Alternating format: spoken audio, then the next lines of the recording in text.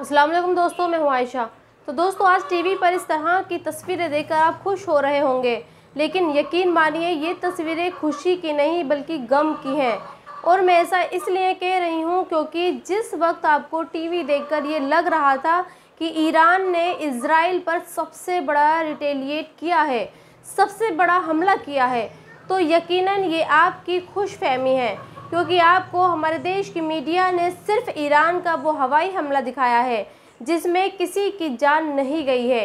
लेकिन आज मैं आपको इजराइल के उस हमले के बारे में बताऊंगी जो नरसंहार यानी मासाकार की श्रेणी में आता है और जिसे सुनने के बाद आपकी रूह दहल सकती है। इसके अलावा मैं आपको ये भी बताऊंगी कि इजराइल और इन मुस्लिम देशों के बीच चल रहे युद्ध में हमारे देश की मीडिया कैसे अमेरिका और इजराइल की ही ज़ुबान बोलता है। लेकिन सबसे पहले आप ये जानिए कि जिस वक्त ईरान अपनी बैलिस्टिक मिसाइलों को इजराइल के आसमान में दाग रहा था, उस वक्त इजराइल क्या कर रहा था। ईरान ने करीब 10 बजे इजराइल पर हमला किया और इजराइल के उन ठिकानों पर 200 मिसाइलें दागी जहां उसके आम नागरिक यानी लोग नहीं रहते। लेकिन इसी रात इजराइल ने लेबनान पर हमला किया और उसके 55 आम नागरिकों को मौत के घाट उतार दिया। और आपको जानकर हैरानी होगी कि इजराइल अब तक लेबनान के 2000 लोगों को मौत के घाट उतार चुका है। वो हमेशा रिहायशी इलाकों में बम गिराता है और फिर ये कहता है कि जिन रिहायशी इलाकों में उसने बम गिराए वहाँ हिजबुल्लाह के आतंकवादी रहते थे। सारा नाम की एक लेबनान की नागरिक ने अपने सोशल मीडिया अकाउंट पर यह वीडियो पोस्ट किया है और ये लिखा है कि जिस वक्त ईरान इंटरनेशनल लॉ के तहत इजराइल के मिलिट्री ठिकानों पर मिसाइलें दाग रहा था, ठीक उसी वक्त इजराइल लेबनान में सिविलियन एरियाज़ में यानी उन जगहों पर जहां घनी आबादी रहती है वहां बम गिरा रहा था। और आज बहुत सारे लोग इजराइल के प्रधानमंत्री नेतन्याहू के इस वीडियो और इस धमकी को वायरल कर रहे हैं। और आज बहुत सारे लोग इजराइल के प्रधानमंत्री नेतन्याहू के इस वीडियो को और इस धमकी को वायरल कर रहे हैं और ये कह रहे हैं कि देखिए इजराइल ईरान के हमलों के बाद कैसे बंकरों में छुपने के लिए भाग रहा है और ये कह रहा है कि ईरान ने उस पर हमला करके बहुत बड़ी गलती की है और इसका खमियाजा ईरान को भुगतना पड़ेगा। लेकिन कोई ये नहीं देख रहा है कि इजराइल लेबनान के 2000 बेगुनाह निर्दोष नागरिकों को मार चुका है। खैर, आज आपको मैं ये बताना चाहती हूँ कि इस युद्ध भरे माहौल के बीच हमारे देश की मीडिया का रवैया क्या है। लेकिन उससे पहले आपसे एक सवाल, और वो सवाल ये है कि अगर आपके सामने दो लोगों में लड़ाई हो रही है तो आप उन लोगों को क्या कहेंगे। आमतौर पर ऐसी सिचुएशन में सामने वाला करता यह है कि वो कोशिश करता है कि ना लड़ाई हो और अगर उसके हाथ में लड़ाई रुकवाना ना हो तो वो दोनों को बुरा कहता है और अगर ये भी ना हो तो वो उस शख्स को ज़्यादा बुरा कहता है जिसका ज़्यादा नुकसान होता है। इंसाफ भी यही कहता है, लेकिन हमारे देश की मीडिया ऐसा नहीं करती। हम सभी जानते हैं कि इजराइल और दूसरे मुस्लिम देशों में इस वक्त जंग छिड़ी हुई है, लेकिन हमारे देश की मीडिया और हमारे देश की मेजॉरिटी बिना कुछ सोचे समझे वही बातें करती है या कहती है जो इजराइल की तरफ से कही जाती हैं।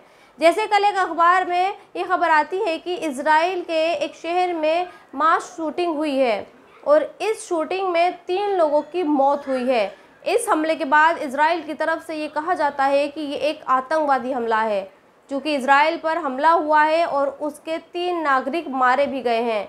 तो ये बात समझ में आती है कि उसे ये आतंकवादी हमला ही कहेगा।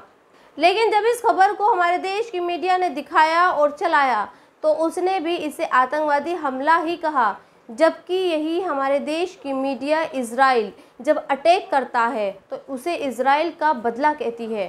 सोचिए कितनी अफसोसजनक बात है कि 2 देशों में लड़ाई में एक देश को आतंकवादी कहा जा रहा है और एक देश को आतंकवाद के खिलाफ लड़ने वाला कहा जा रहा है। इंसाफ तो ये कहता है कि जो देश निर्दोष नागरिकों को मार रहा है, फिर चाहे वो कोई भी क्यों ना हो, वही देश असली आतंकवादी है। लेकिन हमारे देश की मीडिया इसका उल्टा कर रही है। जिस देश के 2000 से ज़्यादा नागरिक मर चुके हैं उसे ही आतंकवादी बताया जा रहा है।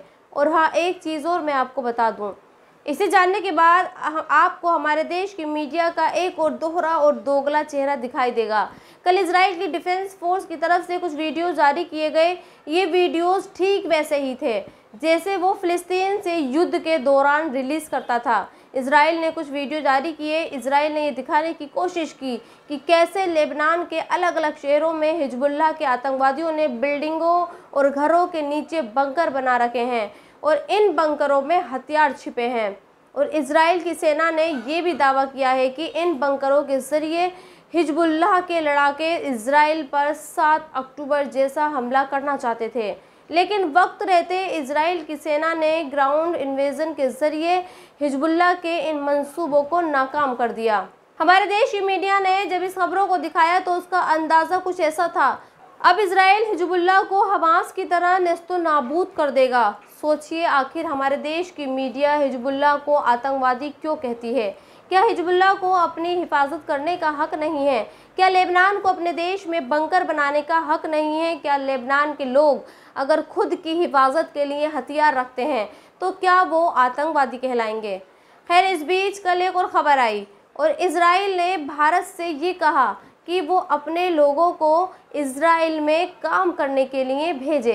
इसके लिए इजराइल भारत के लोगों को 1,32,000 रुपये महीना की सैलरी भी दे रहा है और इस सैलरी के साथ हर महीने 20,000 का बोनस भी मिलेगा। और जो लोग काम करने के लिए इजराइल जाएंगे उन्हें फ्री का खाना, फ्री में रहना और फ्री का मेडिकल इंश्योरेंस भी मिलेगा।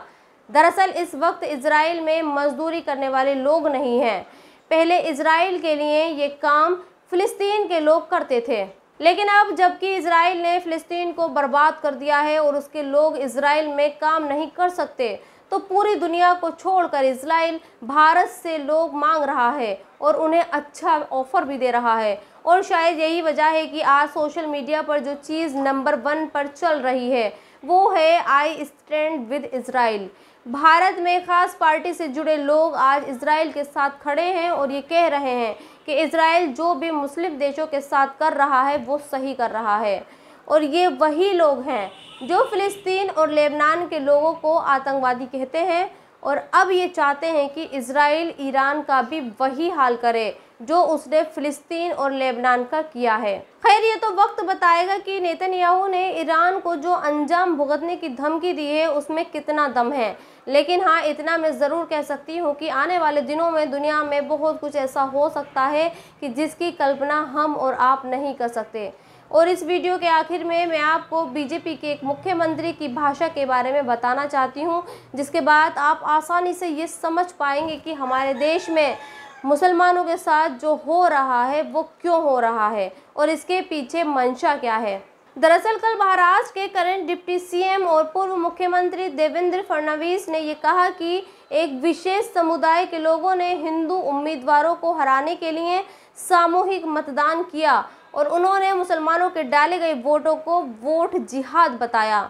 सोचिए, आज ये आलम है कि मुसलमान अगर वोट भी डालते हैं तो उन्हें जिहादी बता दिया जाता है और ये कह दिया जाता है कि मुसलमान हिंदुओं को हराने के लिए वोट डालते हैं। वैसे आज 2 अक्टूबर है और देश गांधी जयंती मना रहा है। मैं तो सिर्फ इतना कह सकती हूँ कि हमारे देश में ऐसी मानसिकता रखने वाले लोगों को भगवान सद्बुद्धि दे, लेकिन फिर भी सोचती हूँ इन्हें तो सद्बुद्धि भी नहीं मिल सकती क्योंकि इनकी सोच तो गांधी को मारने वाले गोडसे की है। तो दोस्तों, इस वीडियो में इतना ही। आप भी मेरे चैनल को सब्सक्राइब ज़रूर कर दें। शुक्रिया।